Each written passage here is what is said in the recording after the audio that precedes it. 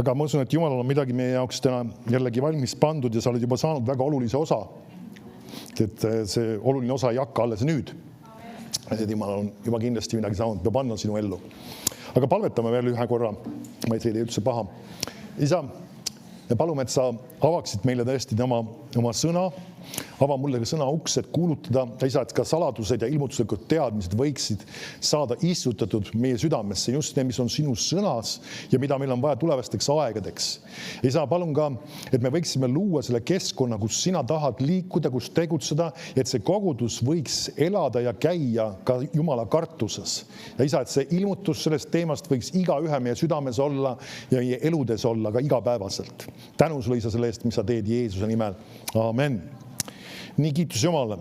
Ma loen siia algusesse, tegelikult mul nii suurelt vist pole vaja isegi, selle tsitaadi, mis ma kasutasin ka eelmine kord.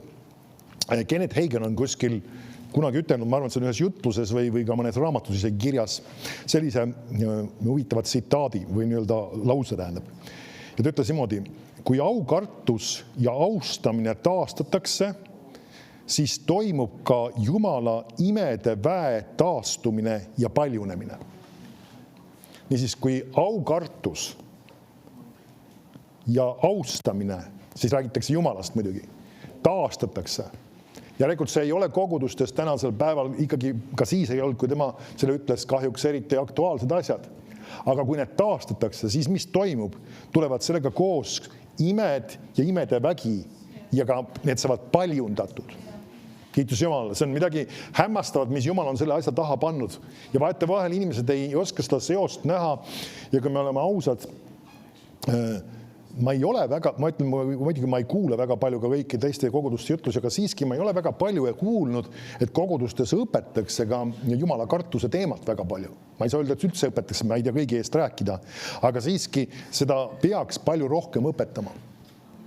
Ja vaete vahel, ütleme, kui me oleme sükse niinimetatud ususõnaga taustaga, siis me teame seda, et Jumal ei ole andnud meile hirmuvaimu ja me peame seisma vastu hirmule ja ka kartusele. Ja vaete vahel inimesed panevad selle sama ühte patta Jumala kartusega, aga see ei ole õige. Sa ei tohi seda panna ühte patta, need on kaks eri asja. See on üks kartus, mis on kasulik, kui räägitakse Jumala kartusest ja see on vajalik asi, mis peaks igaühe meie elus olema. Ja kui sa hakkad uurima piiblis, siis seda on päris palju piiblis sees. Ja loeme lauluraamatu 34. laulust. Ma loen meelega mõningaid kirjakohti uuesti, sest et asjad, mida sa uurid ja millesse sa süvened, need on sageli need, mis hakkavad sinu elus ka muutusi tooma. Ja sageli läbimurrangud või muudatused tulevad just tänu sellele, kui mingisugune tuttav tõde jõuab sinu südamesse kohale. Ja siin teine salm ütleb niimoodi, siis laulud 34:2 loen. Ütleb, ma tänan Jehovat igal ajal. Alati on tema kiitus minu suus. Niisiis Taavet tänas Jumalat millal? Igal ajal. See ei ole minu jutluse teema, aga sellegipoolest ja ütleb, et alati on tema kiitus minu suus. See tähendab seda, et kui asjad justkui on halvasti, kui asjad on kuskil võib-olla sassis või segamini või iganes, siis on Jumala kiitus ikkagi minu suus. Nüüd sageli inimesed, kes juba Jumalat ei tunne, nad on üldiselt elus niimoodi, et kui probleemid kerkivad, siis on nagu öeldakse vahest mokk maas nii-öelda ja kõik on jamasti ja kõik on vilets ja tuju on ära, aga kristlased ma peaksime olema need, kellel on Jumala kiitus hoolimata sellest ikkagi meie suus. Amen. Ja siis ta ütleb, Jehovast kiitleb mu hing, viletsad kuulevad ja rõõmutsevad. Ülistage Jehovat ühes minuga, tõstkem üheskoos kõrgeks tema nimi. Ma otsisin Jehovat ja tema vastas mulle ning tõmbas mind välja kõigist mu hädaohtudest või siis ka hirmudest. Kes tema poole vaatavad, säravad rõõmust ja nende nägu ei tarvitse punastada. Siin see hädaline hüüdis ja Jehova kuulis ning päästis tema kõigist ta kitsikusest. Jehova ingel on leerina nende ümber, kes teda kardavad ja vabastab nad. Niisiis, kelle ümber on Jehova ingel leerina? Nende ümber, kes teda kardavad. Ei ole kirjutatud kõigi ümber. Ei ole ka kirjutatud, kuigi siin ütleme, kristlase sõna koha peal ei saaks kasutada, aga nagu võrdpildina nii-öelda meie ajastusse. ta ei ütle ka, et kõigi kristlaste ümber on Jehova ingel automaatselt. Ta ütleb, et ta on siis, kui nad kardavad. Sinu elustiil mõjutab seda, kas sina oled kaitstud või nii-öelda hoitud. See ei ole päris juhuslik. Ja sa ütled, ma ei tea siis, kuidas mu elu on. Iva on selles, me ei pea käima hirmu all, aga iva on selles, et kui sa käid koos Jumalaga, siis nii-öelda sa võid käia usus, et sa oled kaitstud, aga see toimib tänu sellele, et see Jumala kartus on midagi sellist, mis on ka sinu elus üks pidev praktika. Amen. Loeme edasi. Siin ta ütleb niimoodi siis. Maitske ja vaadake, et Jehova on hea. Õnnis on mees, kes tema juures pelgupaika otsib. Kartke Jehovat teie tema pühad, sest neil, kes teda kardavad, ei ole millestki puudust. Et vahest mõned inimesed ütlevad seoses sükeste kirjadohtega, no ja sul on hea öelda, ei ole millestki puudust. No aga mõtle ikkagi, elu ei ole ju tavaliselt alati selline. Ja kui me vaatame enda ümber, ikka on inimesi, kellel on millestki puudust ja ma tean, see inimene on küll jumala kartlikult justkui elab ja kõik asjad on, aga ikkagi on midagi, millestki puudust on. Nüüd iva on selles, me ei vaata ja ei leia või otsi jumala tahet inimeste ja elukogemustest. Just hiljuti üks inimene ka, kes oli ühe haigusega maadlemas, suhtles minuga ja tema lihtsalt tõi välja, et ma olen nii haige, et ma ei saagi nüüd kogudusse minna. See vist on siis Jumala tahe. Ei, see ei ole Jumala tahe. Kus me saame teada, mis on Jumala tahe? See on kirjutatud tema sõnasse. Kus sa saad teada, mis on minu tahe? Sellest, kui ma ütlen sulle. Ma räägin sulle, et see, mida ma tahaksin. Kui me tahame teada, mida Jumal arvab ja ütleb, siis me tuleb lugeda seda, mis ta räägib. Kus ta räägib meile üks põhiline viis oma sõna kaudu. Amen. Ja sealt sa saad teada, mitte nüüd vaadates inimeste elukogemusi. Miks Jeesus käsib paluda meie isa palves, isa, sinu tahtmine sündigu maa peal, nõnda nagu ka taevas? Miks? Sellepärast, et seda ei ole sündimas. Ja see, mis sa enda ümber näed või isegi vahest ka enda elus, eriti just ka need negatiivsed asjad, need ei ole Jumala tahe. Meil on vaja paluda, et Jumala tahe sünniks, ehk siis see saaks muudetud. Amen. Niisiis, ka kui me räägime sellest, et peale millestki puudus, see on Jumala tahe. Ja see on see, midagi me peaksime uskuma, aga see on seotud siin kirjakohas millega? Jumala kartusega. Meil on võimalik elada selles kohas, kus meil ei ole mitte millestki puudust. See räägib kõigest materiaalsetest asjadest, kui me räägime rahast, jõukusest, ka isegi asjadest, mis sul vaja on. Samas ka sinna võime tuua teise külje pealt ka inimesed. Kas sa tead seda, et sul on inimesi vaja sinu ümber? Ja peame sellest aru saama, vahest inimesed mõtlevad, mina ei vaja need inimesi, mis iganes. Sa vajad inimesi. Ja Jumal on pannud sinu ümber inimesi ja nad on olulised. Amen. Ja me peame väärtustama ka samas seda, et Jumal on need inimesed andnud meie ellu. Nii. Ja siis ütleb, noored lõukoeradki närbuvad ja on näljas, aga kes Jehovat otsivad, neile puudu mingid head. Tulge lapsed, kuulge mind, ma õpetan teile Jehova kartust. Nüüd, see peaks olema meie suhtumine. Jumal, ma tahan õppida. Ma tahan õppida sinu kartust. Ja see on see ka, mis on minu palvega olnud nende koosolekute suhtes, kui ma siin õpetan seda teemat, et me nagu öeldakse, võiksime olla selle meelsusega, et me tahame õppida Jumala kartust. Isegi kui me oleme sellest kuulnud, isegi meil on sellest õpetud, võib-olla me oleme lugenud ühest raamatust või teisest raamatust, tegelikult neid eesti keeles küll väga palju ei ole, meil on üks hea raamat võivad olemas, kus sa võid lugeda ka Jumala kartusest. Aga selles mõttes, kui sa ka piiblist loed, siis see sõna jookseb väga-väga palju kordi piiblis läbi. Nüüd vaata Jesaja 33:5.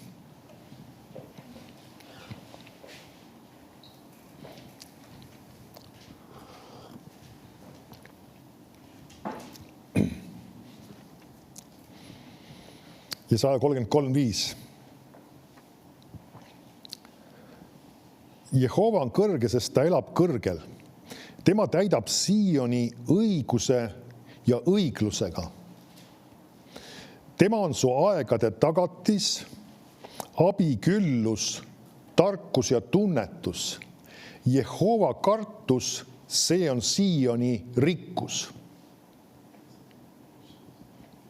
Siim räägib siis tänasel uues lepingu puhul kogudusest tegelikult. Mis on meie rikkus? Jumala kartus. Mitte isegi see, mis sa omad. Samas saame aru, Jumala kartus toob sul ellu ka jõukuse. Aga see on sinu rikkus, see on see tohutu väärtus, mis on sinu käes. Ja me peame Jumala kartust väärtustama. Mulle meeldib siin sellest samast salmist New International tõlge. Ja see ütleb niimoodi, see on otseses eesti keele tõlgitud ära.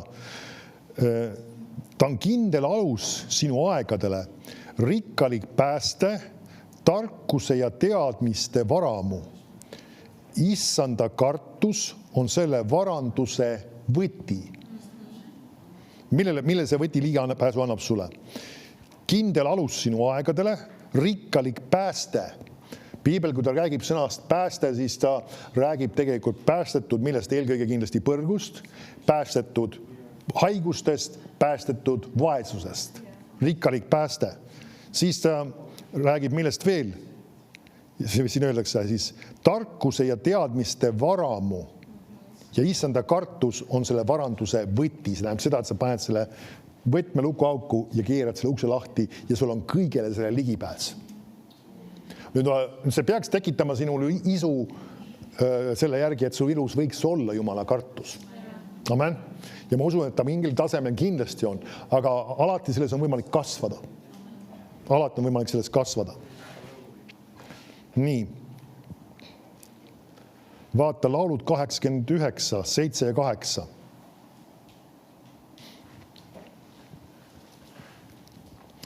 Laulud 89, salmid 7 ja 8.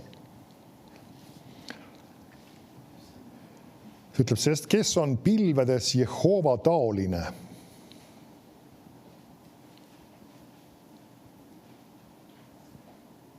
Kes on Jehova sarnane Jumala laste seas? Jumal on kohutav pühade salajases kogus ja ta on kardetav üle kõikide, kes teda ümbritsevad. See tähendab seda, et ta räägib ka Jumala kogudusest tegelikult. Ta nimetab küll salajaseks koguks seda, aga mis seal peaks toimuma? Jumal peaks olema kardetav. Ehk siis nüüd see sõna selleks kontekstis tähendaks eelkõige just au kartus. Nüüd täna me hakkame vaatama ka ühte lugu, mis on piiblis üsna huvitav, aga enne kui me sinna lähme, vaatame veel paari kirja kohta. Õpetussõnad 1.7.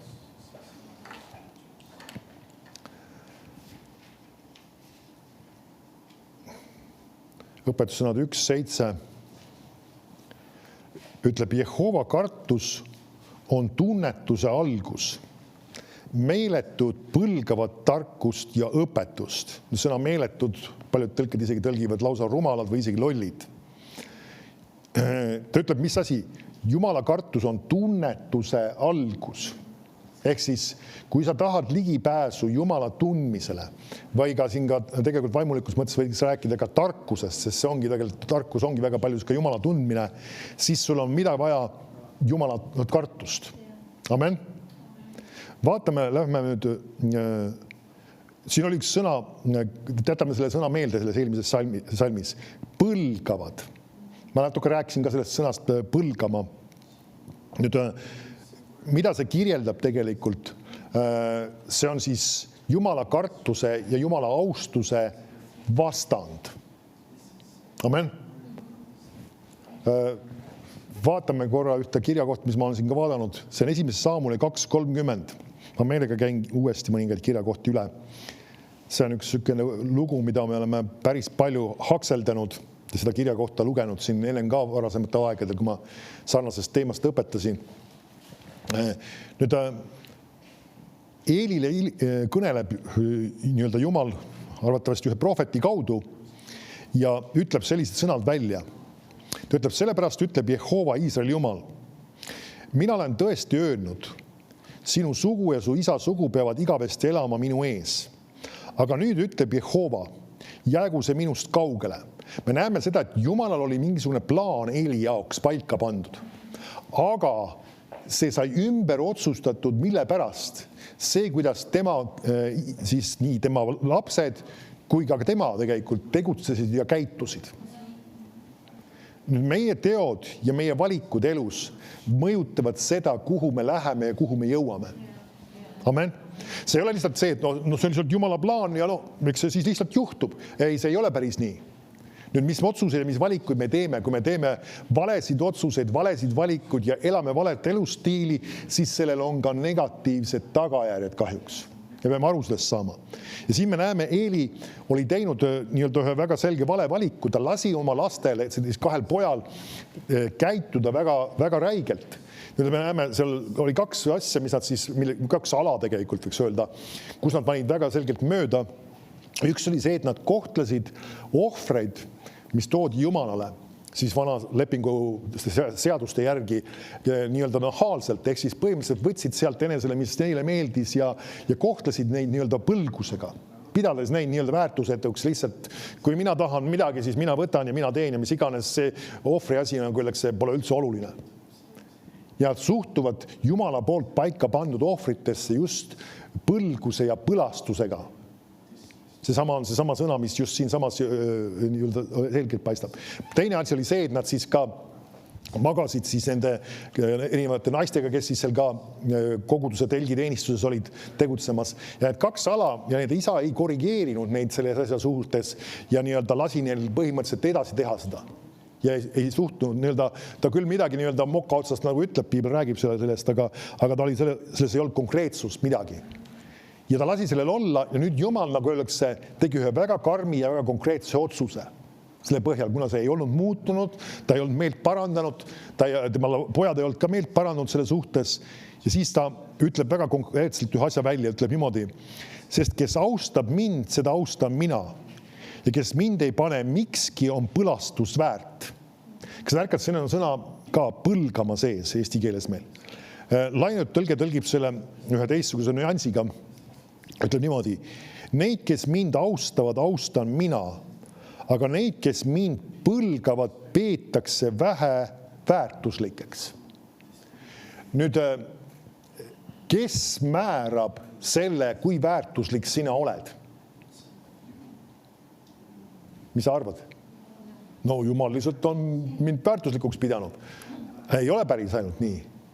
Sina määrad selle. Millega sa määrad? Sellega, kuidas sina suhtud Jumala asjadesse. Meil meeldib öelda seda, et jah, et me oleme jõutud väärtuslikuks hinnatud Jumala poolt, sest Jumal andis oma poja Jeesuse meie eest ja ta pidas meid tohutult väärtuslikuks ja Jeesus on meie eest antud. Jah, see on õige. Aga nüüd see ei pruugi olla reaalsuseks, kui meie ei pea teda väärtuslikuks. Kui me ei pea seda Jumala poega väärtuslikuks ja seda, mis ta on andnud ja teinud meie jaoks. Kui me suhtume sellesse ükskõikselt või hoolimatult või isegi põlastavalt mingis mõttes, siis tegelikult samamoodi tuleb meile tagasi. See, et kasutas eesti keeles lausa, kui me ei pane Jumalat mikski või Jumala asju oluliseks ei pea, siis me oleme põlastust väärt. See kõlab väga karmina. Paljud me oleme harjunud sellega ütlema, et Jumal armastab ju kõiki. Kas tohib selle koha peale ütelda? Vaatame korra ühte kirja kohta ja lähme Rooma kirja 9. peatüki 13. salmi. Ja vaatame ühte lugu, täna hakseldame selle hästi nagu lahti. See on tuttav sulle kindlasti.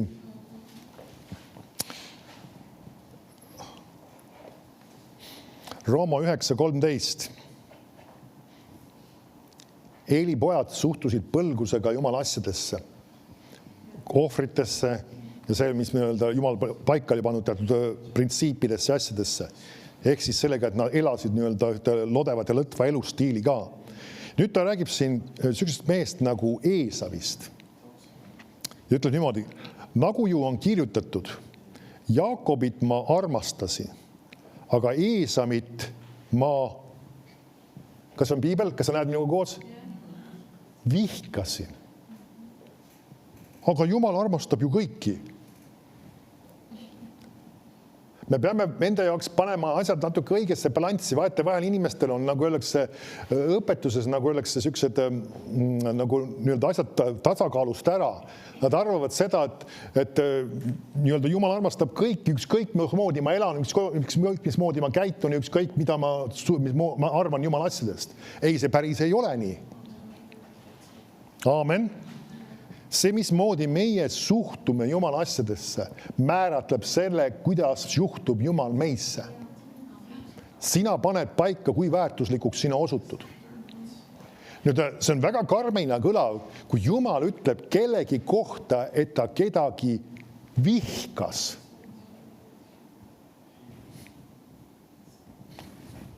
Jumal vihkas Eesavit. Ja nüüd, kui loeme seda lugu, siis mõni võib mõelda, et nagu tahtis natukene suppi saada, sellepärast, et peab siis kohe vihane olema või. Nüüd siin ongi üks oluline element, kohe me loeme selle loo läbi ja natuke analüüsime seda, miks Jumal nendesse asjadesse nii konkreetselt suhtub. Me peame aru saama, et asjad, mis Jumal peab väärtuslikuks, me peame ka hakkama neid enda jaoks väärtuslikuks pidama. Amen. Enne kui me läheme selle loo juurde, vaatame ühe kirjakohase vahele. Ja see on Mattuse 13:44.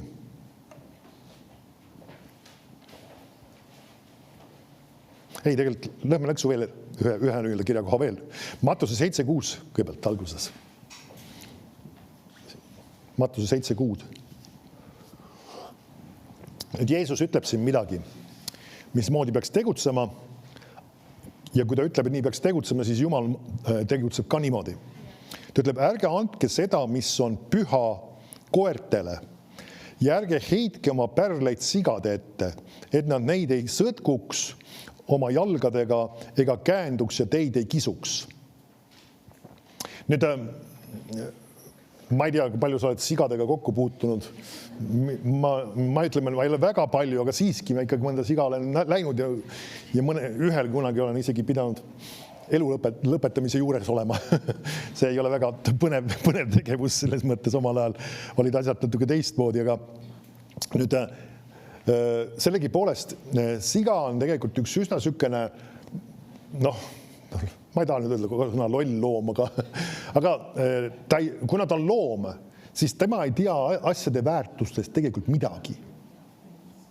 Ehk siis, kui tema ette pannakse sinna pärlid või on seal näiteks, ma ei tea, peodes herneid, siis mis ta valib? Ta valib muidugi arvatavasti need herned, sest et sellega saab kõhtu täita. Ja need pärlid ei lähe talle absoluutselt korda. Kuigi need võivad, nagu öeldakse, tohutu väärtusega olla, ta võib need sõna otsas mõttes sõnniku sisse tampida. Miks pärast, et sa ei saa aru asjade väärtusest? Nüüd, millega ta võrdleb tegelikult, oleme otsas, et üsna karmilt ta võrdleb seda inimestega. See ütleb, et Jeesus ütleb, et mõned inimesed on sead või?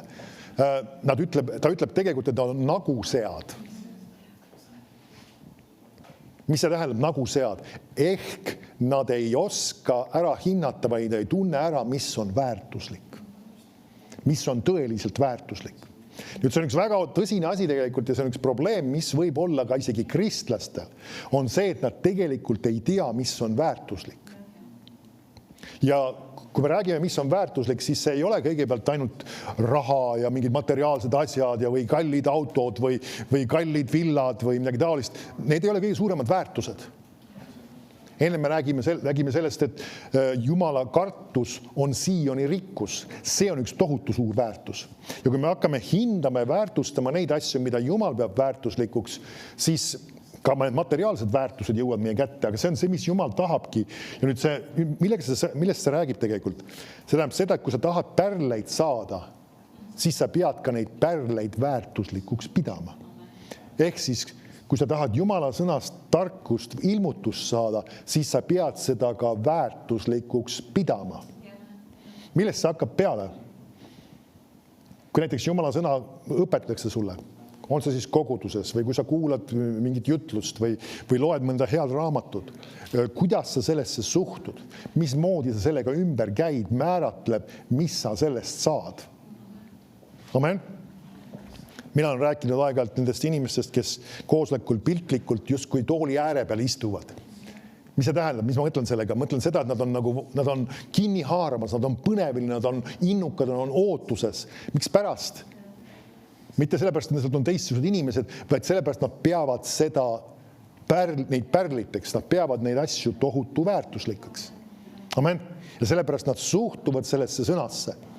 Ja pärast, kui koosolek saab läbi, nad otsivad need kirjakohad uuesti üles, nad loevad need uuesti läbi. Miks? Sellepärast, et see on tohutu väärtuslik. Amen. Mitte sellepärast, et kästi või sellepärast, et öeldi, et on mingi nädala kirjakoht, midagi taolist. Ei, see on sellepärast, et see on väärtus. See on pärlid. Ja see on see asi, mis peaks olema ka meie mõtetes. Amen.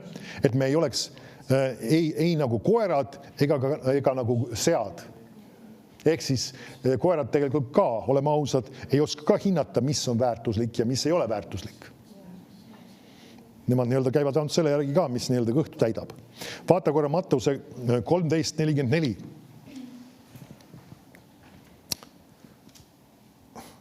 Jeesus räägib siin ühe tähendamissõna või toob ühe võrdpildi või tähendamissõna, see ei olegi päris.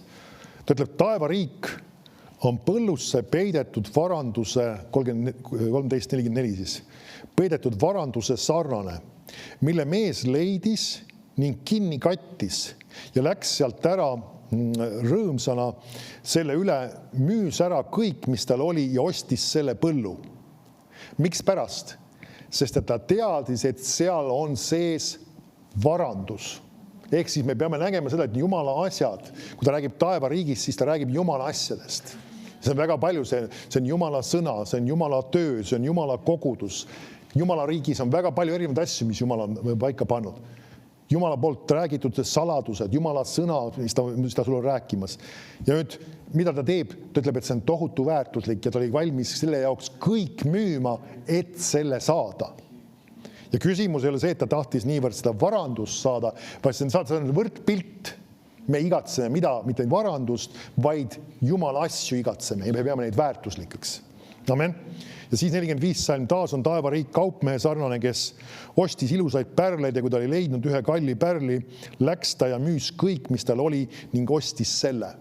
Ta leidis selle ühe kalli pärli ja ta sai aru, et see on tohutu väärtusega ja jällegi müüs palju maha ja ostis selle enesele. See on kallis, see on väärtuslik. Amen. Ma soovitan sulle nende asjade üle mõtiskleda. Nüüd lähme tagasi Eesavi juurde. Nüüd Jumal andis talle väga karmi hinnangu.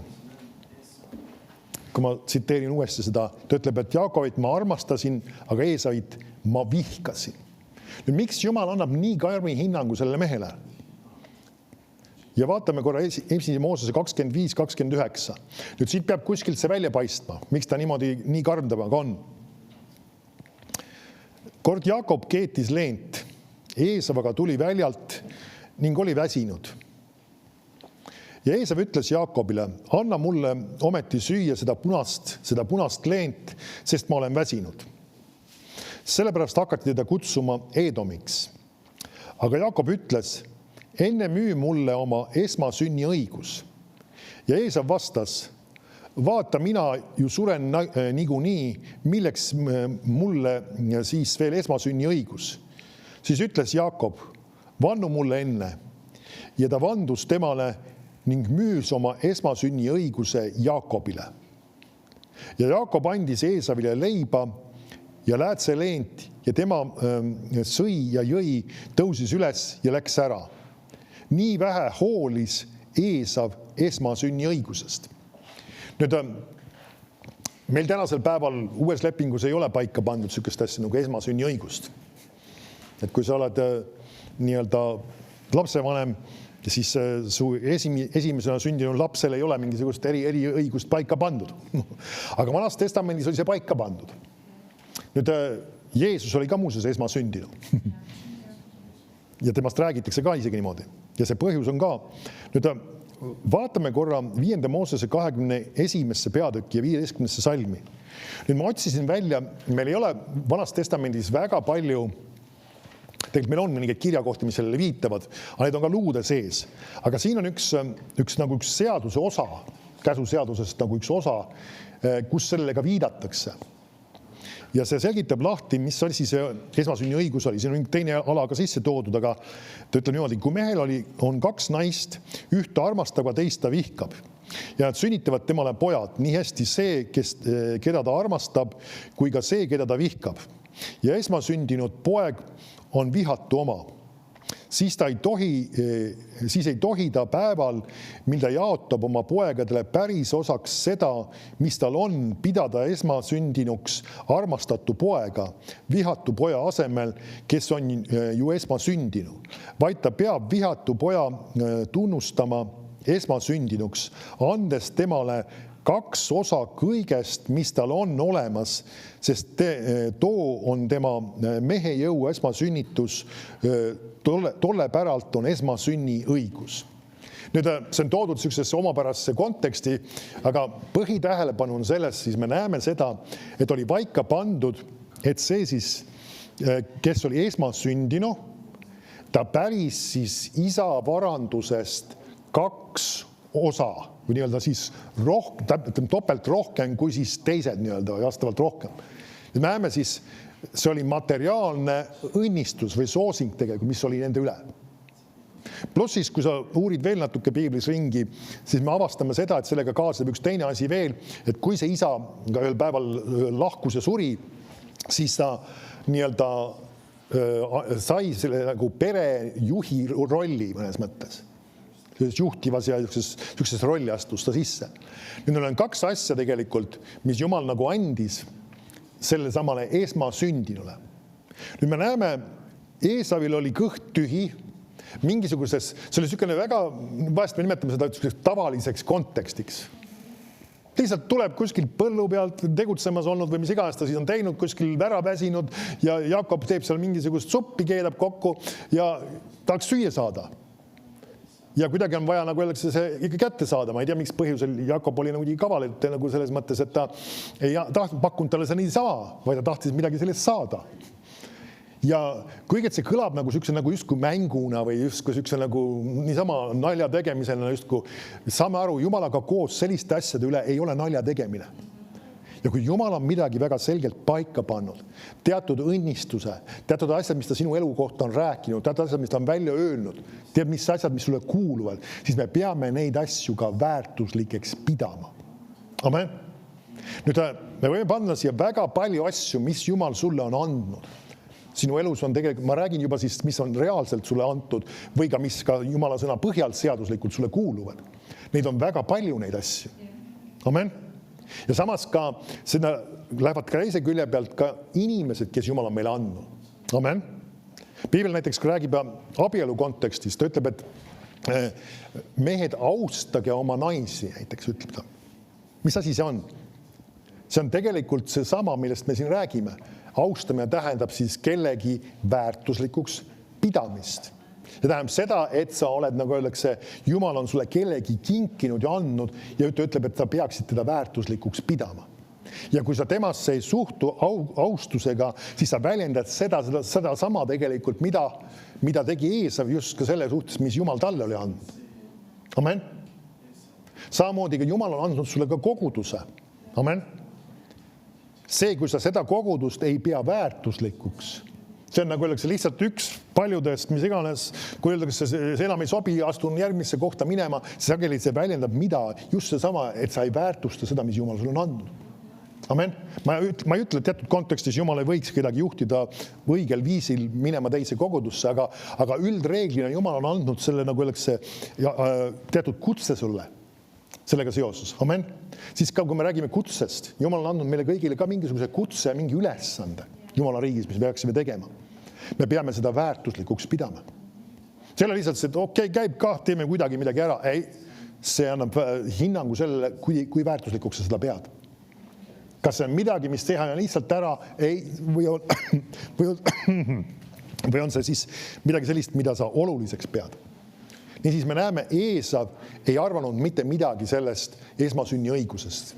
See oli tema jaoks lihtsalt üks võimalus oma kõht täis saada ja see, mis Jumal selle kohta oli öelnud, see õnnistus, mis talle seaduslikult kuulus, ta ei pidanud seda oluliseks. Nüüd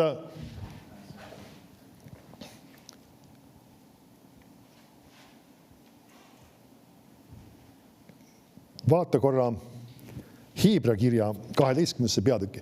Huvitav on see, et meil on vaja, nagu öeldakse, ühte ilmutust selle konkreetse teema kohta või selle loo kohta. Nimetame seda Eesavi looks siis näiteks. Et miks seda niivõrd mitu korda Uues Testamendis on 2 korda selle tsiteeritakse. Ja erinevates kohtades on see meil tegelikult, mõlemad on küll Pauluse poolt kirjutatud, aga sellegi poolest. Ja ta viitab selle loole natuke hoopis teises kontekstis, siin Hebra kirja 12.16, ta viitab selle samale loole ja ütleb väga omapäraselt, väga huvitavalt. Ütleb, et keegi ei oleks hooraja ja roojane. Nüüd karmid sõnad, eks ju, juba kohe, kui sa loed. Ja ütleb, kes nagu Eesav ühe ainsa kõhutäie eest andis käest esmasünni õiguse. Nüüd mõni võiks öelda, aga Eesav, tema ju ei hooranud kellegiga, ta ju ei olnud roojane. Aga mida ta tegi? Ta kõht väjas täitmist, ehk siis mida? Ta alistus oma lihale. Tal oli tunne, ta tahtis midagi saada, tal oli emotsioon, tal oli füüsiline vajadus, mis iganes mõni, kuidas ta tahab keegi väljendada. Ja nüüd ta räägib siin inimestest, kes on siis hooraja, ehk siis ta räägib siis seksuaalsuhtest väljaspool abielu, see sõna tegelikult. See räägib nii ühtepidi või teistpidi, on see ennem abielu või isegi abielu kestel. Nüüd ja sõna roojan on palju laiema mõistega, see räägib lihtsalt teatud roppustest. Nüüd ja ta ütleb, et võrdleb seda, mida Eesavi käitumist, see, et ta alistus oma lihale, võrdleb ta sellise elustiili ja käitumisega. Ja mida Eesav tegi, müüs maha oma esmasünni õiguse ja kui me looksime tagasi Rooma kirja kohta, selle baasil Jumal, mida ütleb, et ta vihkas teda, ehk siis ta pidas tegelikult teda väärtusetuks. Ehk siis tänu selle, et ta põlgas Jumala asju. Eesav põlgas Jumala asju, ehk siis esmasünni õigust ja ta osutus ise selle tõttu väärtusetuks. Ehk siis lausa Jumal ütleb tema kohta, et ta vihkas teda. Nüüd, ja ta võrdleb seda teatud tüüpi elustiiliga. Nüüd, sa ütleb, mis sa tahad nagu selle ka öelda? Iva on selles, et meil peab olema üks väga selge suhtumine hoiak nende asjade suhtes.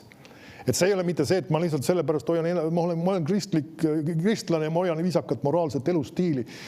Siin peaks olema üks teine väga tõsine motiiv. Me peame aru saama seda, et me mängime sellise elustiiliga maha midagi palju rohkemat kui ainult lihtsalt oma moraalse tausta.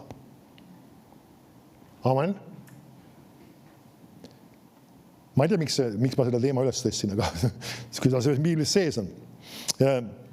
Nagu Eesav ühe ainsa kõhutäie eest andis käest esmasünni õiguse, sest teate, kuidas ta pärast küll tahtis pärida õnnistust, aga siis hüljati kui kõlvatu, sest ta ei leidnud mahti meeleparanduseks, ehk ta seda küll silmapisaratega otsis.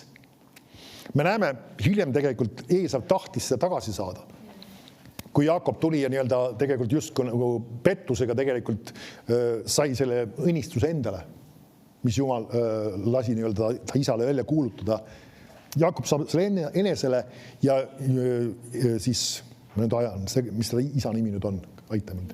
Iisak, ja kui Iisak oli need õnnistuse välja kuulutanud ja kui Eesav tuli kohale, siis ta ütles, et see kes sai, ehk siis viidates Jaakobile, tema sai selle õnnistuse ja õnnistatuks ta jääb.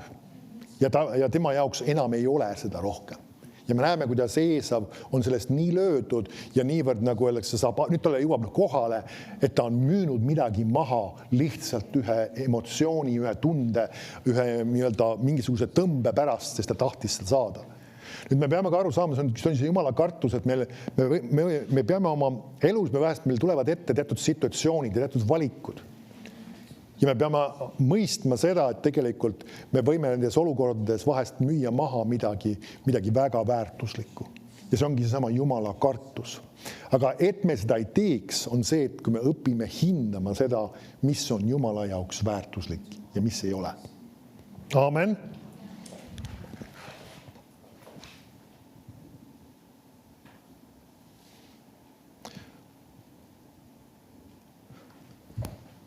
vaatame ühte asja veel siin. Ma ütlen ühe fraasi, ma ei teagi, kelle tsitaat see tegelikult on, aga see ei ole minu enda tsitaat. See kõlab niimoodi. Kui sa tahad saada inimestelt kiitust, siis sa kardad neid. Kui sa kardad inimesi, siis sa teenid neid, sest sa teenid seda, keda sa kardad. Mis ta räägib inimeste kartusest? Seda see on just seesama, mis on inimestele meelepärane, mis inimestele meeldib. Ja vaatame ühte huvitavat lugu, see on 2. Moosese 32:1.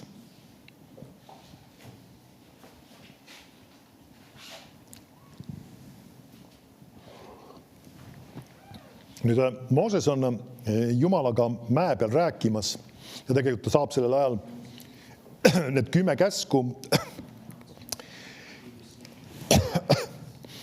Ja kui ta sel ajal, kui tema on mäe peal, midagi toimub seal allpool. Ja rahvas nägi, et Mooses viivitas mäelt tulekuga. Siis rahvas kogunes Aaroni ümber ja ütles temale: võta kätte ja tee meile jumalaid, kes käiksid meie ees. Sest me ei tea, mis on juhtunud selle Moosesega, mehega, kes meid tõi Egiptuse maalt välja. Nüüd, Piibel tegelikult ei räägi sellest, et Mooses neid Egiptuse maalt välja, vaid Jumal oli see, kes seda tõi tegelikult. Mooses oli see, kes seda asja korraldas, juhtis nii-öelda. Ja siis me ütleme edasi. Nüüd, tegelikult teeme korra siia pausi. Nüüd, mis on siin selles loos see võrdpilt? Kui sa loed seda teksti just sellisel kummal. Võta kätte, tee meile jumalaid, kes käiksid meie ees. Ehk siis sina tee meile selline jumal või jumalad, kes oleks siis meie ees ja mis nagu meile nii-öelda sobiksid. Nüüd see on üks asi, mis kui me räägime jumala kartuse kadumisest, siis see on ka see, kus inimesed üritavad paika panna nii koguduses kui ka ütleme jumalaga koos käimises ja ka kristluses asju selle põhjal, mis inimestele meeldib ja mis inimesed teatud asjadest arvavad. Ja see on tegelikult üks väga domineeriv ala tegelikult, mis üritab ka tänasel päeval ka isegi riikides pead tõsta ja ka mõjutada ka isegi kristlasi. Igasuguste standardite ja printsiipide paika panemise koha pealt, kus meil on Euroopas juba väga suur osa riikidest, kes on vastu võtnud igasugused seadusi, mis on muutnud homoseksualismi normiks. Miks pärast? Sest et see sobib millele teatud inimestele sobib see, et inimesed ei peaks muutuma ja tegema otsuseid ja valikuid selle koha pealt. Nüüd, Jumala sõna ei ole neid asju normiks muutnud. Ja inimesed tahavad, et nagu öeldakse, ka kogudused kujundaksid oma arusaamad ümber, ehk siis tegelikkuses kujundaks ümber Jumala. Ja mõned kogudused ongi, saab aru, kui me räägime Jumala sõna printsiipidest, siis see on see, kes Jumal on. Ja kui ta on teatud asjad paika pannud oma sõnas, siis ta on sellega paika pannud see, kes tema on. Ja kui me hakkame neid asju muutma, siis me muudame Jumala teistsuguseks justkui piltlikult. Muidugi, et Jumalat ei saa muuta, aga see on see, mis nemad tahtsid ka. Tee meile selline Jumal, nagu meile sobib. Et tema käiks meie ees ja nii-öelda, et see Jumal teeks ja nii-öelda tal oleks sellised soovid ja plaanid ja tahtmised, mis meile sobivad. Ehk siis meie kirjutame ette tegelikult tehniliselt, mis Jumal teeb ja mis Jumal peaks täpselt asjadest arvamast, mitte Jumal ei kirjuta meile enam ette asju.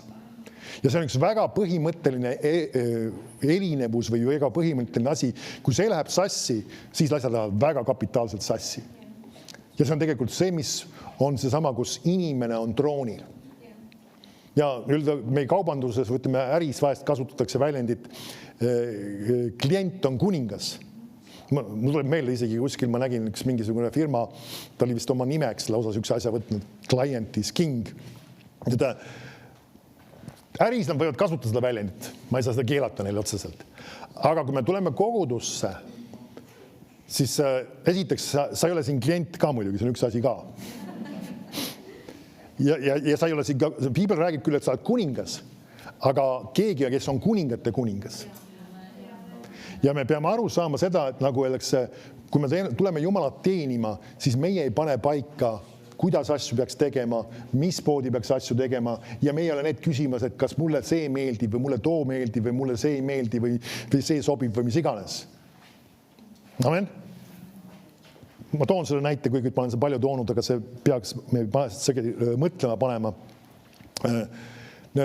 Kunagi üks inimene mingis situatsioonis tuli mu jutule privaatselt, et mulle ei meeldi see ülistuses see asi ja miks seda tehakse ja miks see niimoodi tehakse ja see on nii ja naa ja seda võiks ju niimoodi teha ja mis iganes.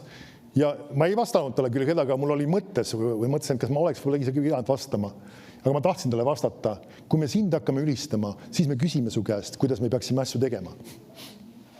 Ja nüüd see kõlab võib-olla julmalt nagu varvastele astumisega, aga tegelikult see on üks väga kapitaalne printsiip, kui me räägime Jumalaga suhtlemisest, Jumala kogudusest tegutsemisest. Meie ei pane asju paika, kuidas peaks asju tegema. Ja isegi mina ka ei ole see, kes paika paneb. Ka mina pean teada saama seda, mis Jumala sõna ütleb ja kuidas Jumal tahab, et asjad peaksid sama tehtud.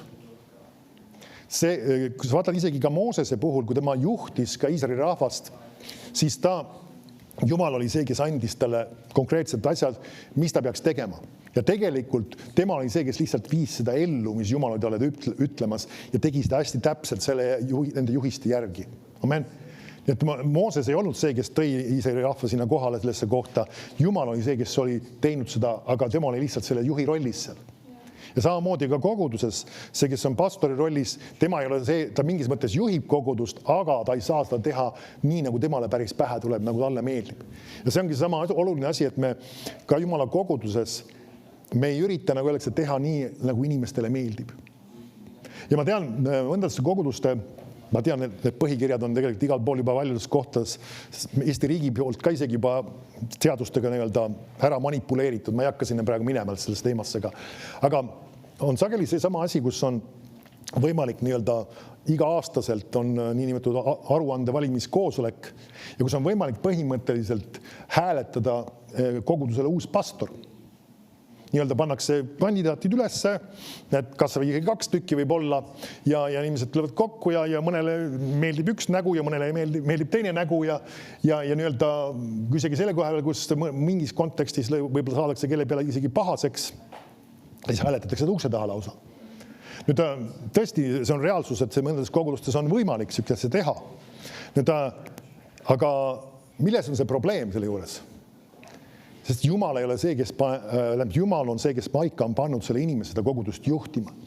Ja inimestele tegelikult ei ole antud sõna õigus selle asja koha pealt. Nüüd me oleme harjunud demokraatlikus ühiskonnas, aga see mulle ei meeldi, ma lähen hääletama ja ma annan teada, et see mulle ei meeldi, et see tuleks välja vahetada. Ja demokraatia puhul on see täitsa okei. Kuigi et see 100% alati õnnestu, sul on vaja mingisugune arv inimesi saada, kes nagu selle hääletamisel selles suunas konkreetselt otsuse vastu võtavad. Aga kui me tuleme nüüd Jumala riiki ja Jumala asju teeme, siis me ei saa hääletada. Aga see on üks ohtlik asi, mida me peame jälgima, et kui me laseme ka laimas mõttes ka kristlusesse tulla selle mentaliteedi sisse, et nagu asjad peavad olema aina rohkem ja rohkem sellisel viisil, nagu inimesed tahavad. Ja see tõstab välja, mis asja just Jumala kartuse, sest Jumala asjad ei ole enam olulised, vaid inimeste asjad on olulised. Mis inimestele meeldib, kuidas inimesed tahavad, kuidas inimestele sobiks, mis neile meeldiks. Ja selle ümber me ei saa kogudust ehitada, mis oleks Jumala kartlik. Nüüd siit on teine asi ka sellega seoses, kui ma tõin selle tsitaadi välja, see on meil piiblis ka printsiibina tegelikult. Kui Jumala kartus on koguduses kadunud, selle tõttu, et inimesed kogu aeg ajavad oma tahtmist ja saavad oma tahtmise kätte, siis kaovad ka mis asjad, imed, tunnustähed, tervenemised, Jumala ligiolu, ka ilmutus. Ja kõik need, ütleme, see Jumala reaalsus ja ligiolu ja kohalolu kaob. Ja see põhjus on olnud just seesama, et tegelikult inimesed on toonud oma inimliku tahtmised ja soovid kohale. Ja me näeme siin, nad tegid seda. Ja nüüd me näeme Aaron vaatame korra, ma loen selle loo edasi, kuigi sa oled võib-olla kursis sellega, aga siiski. Siis Aaron ütles neile, rebige ära kuldrõngad, mis on kõrvus teie naistel, poegadel ja tütardel ja tooge need mulle. Üks mõte korra siia vahele. Kui nad tulevad Egiptusest välja, siis ennem seda Jumal andis neile üleloomuliku soosingu, et nad sai kulda ja ka hõbedat Egiptusest kaasa nende inimeste juures, kuidas nad olid ka siis nii-öelda tegutsemas või teenimas isegi. Kas pole nii? Ja nüüd me näeme, see on jõudnud nüüd sinnani kohale. Osalt see on siis nendele eheteks lausa vist, me saame aru. Ja nüüd see läheb kuhu ebajumala ehitamiseks. Nüüd siin on üks teine võrdpilt tegelikult see, vaata vahel inimesed, nagu öeldakse, võtavad ka need jumala õnnistused ja kasutavad neid vägagi valesti. Okei, aga me ei peaks seda tegema. Nii, okei. Ütleb, ja kogu rahvas rebis ära kuldrõngad, mis neil kõrvas olid ja tõid need Aaronile. Tema võttis need vastu nende käest, töötles lõiketeraga ja valmistas valatud vasika. Siis nad ütlesid, see on su Jumal Iisrael, kes sind tõi Egiptuse maalt välja. Kas sa märkad, ennem nad rääkisid Moosesest, kes tõi need Egiptusest välja, nüüd nad räägivad, et see Jumal tõi välja. Ja kui Aaron seda nägi, siis ta ehitas selle ette altari ja Aaron hüüdis ning ütles, homme on Jehova püha. Ja järgmisel päeval nad tõusid vara ning ohverdasid põletusohvrid ja tõid tänuohvreid. Ja rahvas istus maha sööma ja jooma ning tõusis üles mängima. Nüüd me näeme, asjad on väga satsis tegelikult. Üks paras pudru ja kapsad selles mõttes, et paljud asjad, mis nad tegid tõelisele jumalale, nad teevad selle ebajumalale tegelikult. Ja mis on tegelikult jumala kartus ja sama just, et jumala asju peetakse väärtuslikuks, see on kõrvale lükatud ja selle asemel on tulnud mis asi, see, mis inimestele meeldiks, see, mis inimesed tahaksid. Aamen. See on reaalsus.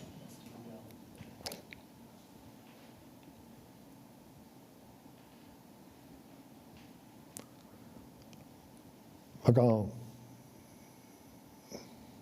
võtan selle asja nüüd siit kokku ka.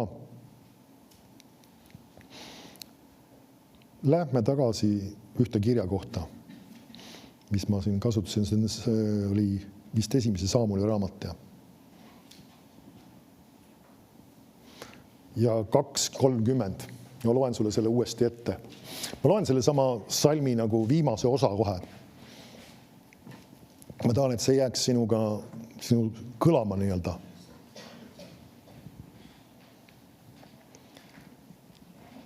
Esimese Saamul 2.30. Asjad, mis siis Eelile öeldi. Miks nad siia kirja on pandud?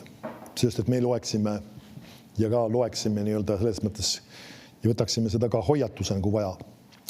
Ütleb, sest kes austab mind, seda austan mina. Ja kes mind ei pane mikski, on põlastus väärt. Või nagu laindud tõlge ütles, need, kes mind austavad, austan mina, aga neid, kes mind põlgavad, peetakse vähe väärtuslikeks.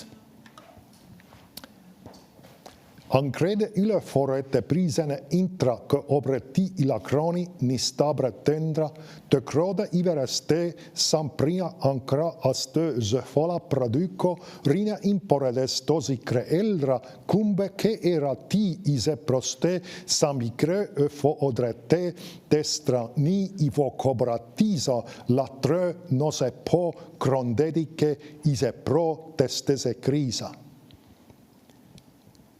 See, mis sina väärtuslikuks pead, määrab selle, kui väärtuslikuks sind peetakse. See, mis sina oluliseks pead, määrab selle, kui oluliseks sind peetakse. See, mida sina hindad ja kalli hinnaliseks pead, määrab selle, mis on sinu väärtus ja mis sinu hind. Seepärast hinda seda, mida Jumal peab väärtuslikuks. Seepärast pea oluliseks seda, mida Jumal peab oluliseks ja pea väärtuslikuks ja kõrge hinnaliseks seda, mis tema on kõrgelt hinnanud. Seepärast võta tema sõna, seepärast võta tema kogudus, seepärast võta tema antud õnnistused, seepärast võta tema antud kutse ja käi selles, hinnates ja väärtustades neid, pannes nad oma elus ja oma valikutes kõrgele kohale, millega sa näitad seda, et sa hindad ja väärtustad neid asju. Ja siis sa saad nägema, kuidas tema toob sinu üle oma soosingu, õnnistuse, annab sinu kätte tarkuse ja ilmutuse, toob sinu kätte materiaalse jõukuse ja külluse, seepärast, et sina oled väärtustanud seda, mis tema on väärtuslikuks pidanud. Seepärast see on koht, kus sul tasub astuda. Seepärast need on asjad, mille järgi tasub igatseda. Astu tema lähedusse, tema ligiollu ja hinda tema asju, sest see, mis tema on sinu jaoks valmis pannud, on hämmastav. On gretale ty aratu ubrosite, samproni ki iva aratu, samprani i se östöse fo rapako alatri isemprani zana haavraker tösi noa. Ja tunnustähed ja imed ja tervenemised, vabanemised, loovad imed on valmis pandud teie jaoks, kes te hindate ja väärtustate neid asju, mis Jumal väärtuslikuks peab. Need tulevad teie kätte ja te saate nendega teenida, te saate olla inimestele valguseks, terviseks, õnnistuseks ja abiks.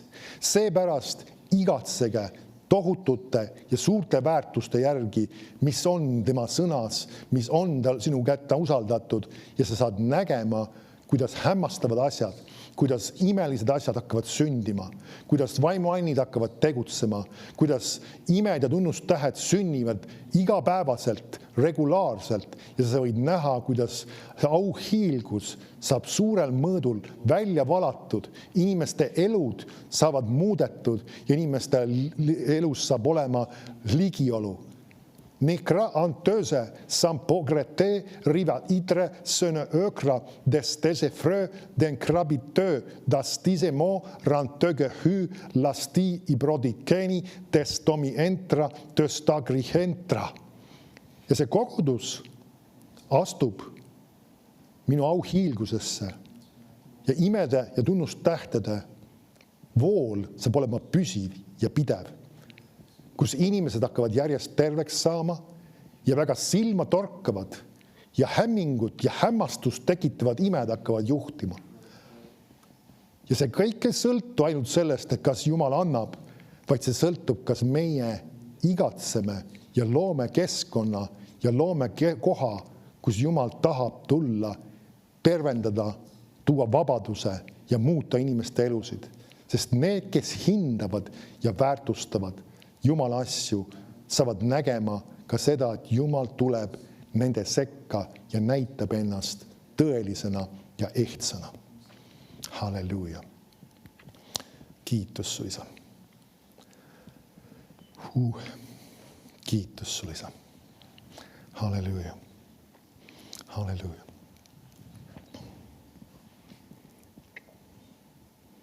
Halleluuja.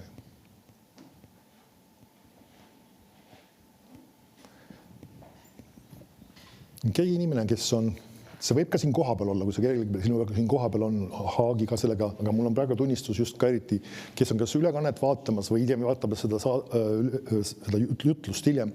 Sul on mingid laadi tõsised probleemid just sinu söögitoruga.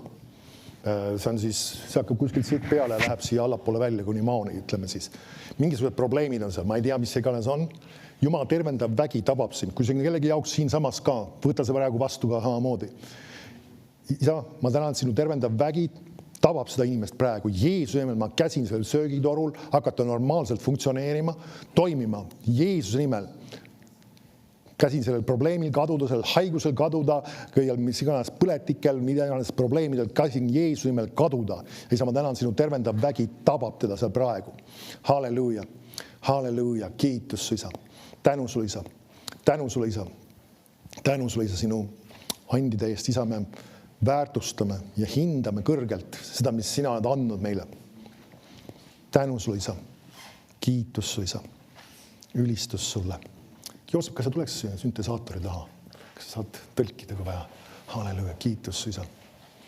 Halleluuja. O kriites te se no. Nos te pravitases te sine. O crevitedereste se può.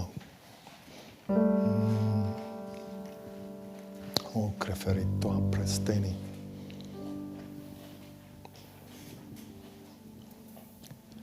Üks väga oluline element on ka just sellistes aegades, kus Jumala ligiolu tuleb. See, mis on meie suhtumine ja hoiak. Ka isegi tuleb prohvetlik sõna või kui vaimuannid hakkavad tegutsema. Ma tean, me oleme seda õpetanud ju ka, et inimesed ei hakka sel ajal kuskil, ma ei tea, ringi käima või tegelema millegi muuga. Miks pärast? Sellepärast, et see on väärtuslik, mis Jumal on ütlemas. Amen. Või kui annid on tegutsemas inimeste jaoks, see on väärtuslik. See on kellegi inimese elu, kellegi inimese tervis, mis saab korda seatud ja me hindame seda. Amen. See ei ole lihtsalt mingisugune vaimulik show või midagi taolist. Ei, me peame hindama seda. Amen. Või isegi näiteks pastor Nancy ka sageli ütleb seda, et kui ta hakkab teenima haiged ja inimesed tulevad sinna ette, et ta ütleb just kogudusele, et kas te peate ka, kas te soovite ka, et need inimesed saaksid abi. Et olge ka uskumas, olge ka, see tähendab seda, et inimesed ei suhtu ükskõikselt sellesse aega, pannakse käsi peale, okei, me hakkab vist koosolek lõppema, me saan midagi siin juba oma mobiilis ringi vaadata või lihtsalt passin niisama ringi. See ei ole see aeg praegu. See on oluline aeg. See on aeg, kus igaüks, isegi kui otseselt sina ei ole see, kes ette tuleb, aga kus sina saad olla usus, palves inimeste suhtes, kelle eest palutakse. Amen. Või samas sa väärtustad seda, mis Jumal on tegemas. Jumala vägi on liikumas. Sa pead seda oluliseks. Amen.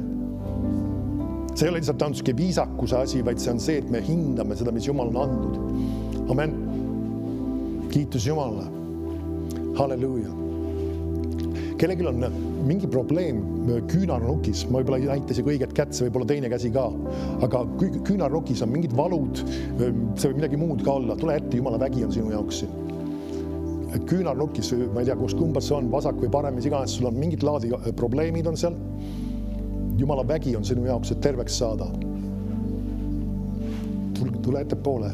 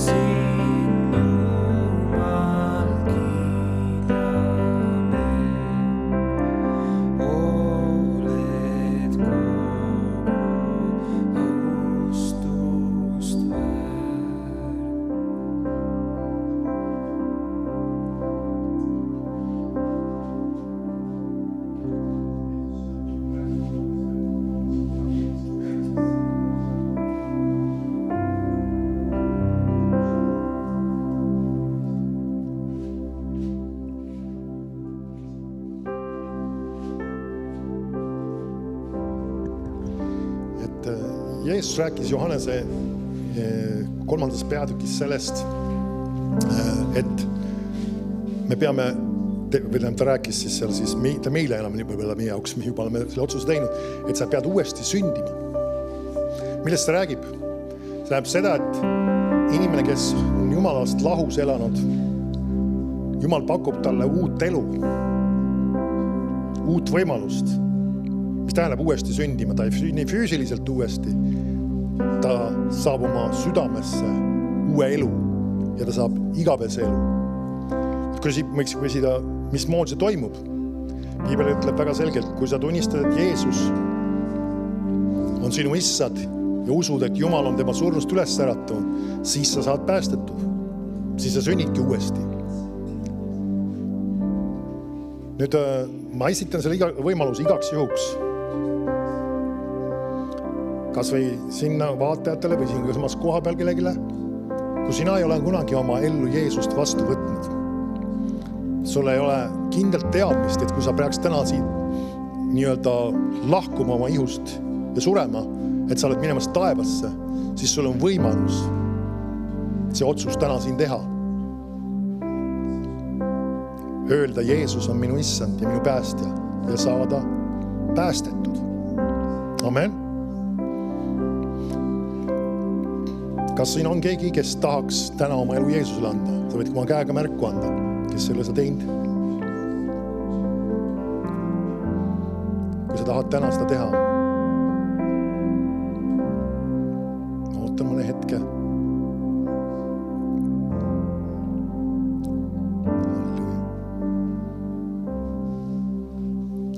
Aga ma siiski, sa küsid, mismoodi seda teha?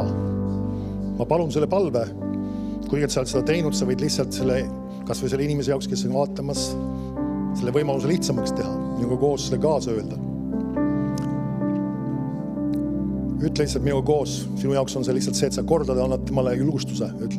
Jeesus, ma usun sinusse, et sina tõusid surnust ülesse. Sina oled minu issand ja minu päästja. Anna andeks mulle minu eksimused. Ja mul on nüüd igavene elu. Ja ma olen teel taevasse. Jeesuse nimel. Aamen. Aamen. Kui keegi selle esimest korda palus, siis see oli väga oluline otsus. Amen. Kiitus Jumalale. Ja see sõnastus ei olegi täpselt paika panda, põhiline on see, olulised elemendid oleks seal sees. Kiitus Jumalale. Aga täna me lõpetame ja näeme siis järgmistel koosolekutel, homme õhtul valvekoosolek, neljapäeval ülistuskool. Amen.